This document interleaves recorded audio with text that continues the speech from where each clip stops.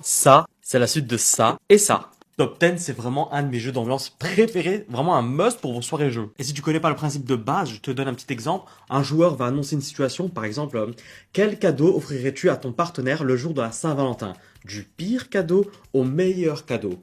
Et en fait, tu vas jauger ta réponse en fonction de la carte numéro que tu auras reçue au tout début de la partie. Par exemple, si j'ai le 1, bah, je vais dire un cadeau de merde, tu vois. Le joueur va devoir classer tout le monde en commençant par le plus petit chiffre.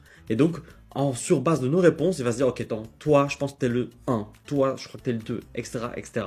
C'est trop stylé. Dans le Top 10 Adventure, on garde ce principe, mais avec un twist. D'habitude, on finit une situation, puis après, on change de carte, on passe à la suivante. Cette fois-ci, c'est un peu différent. Vous allez avoir des cartes à thème, où vos réponses auront de l'influence sur la suite. Choisissez une carte et glissez là-dedans, puis vous remontez pour lire la première situation. Vous arrivez sur la scène de crime. Ce meurtre est inhabituel.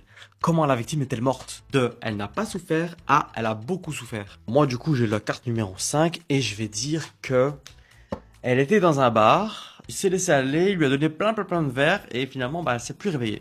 Pour une fois qu'on a fait notre tour, on passe alors à la suite et là, du coup, on redistribue les cartes. Cette fois-ci, j'ai le 1. On remonte un petit peu. Vous avez trouvé le coupable du meurtre. Et donc là, du coup, pour moi, c'était le barman. Annoncez quelle preuve vous permet de l'accuser, de la preuve la plus nulle à la preuve la plus irréfutable. Alors vu que j'ai le 1, je sais pas trop ce que je vais dire. Et ainsi de suite, vous avez compris le concept, vous continuez comme ça. Voilà, il y a à chaque fois 5 situations par thème. C'est incroyable, ça se suit, il y a comme une espèce d'histoire qui se forme et tout. C'est vraiment génial. Moi personnellement, je ne joue qu'à celui-là maintenant.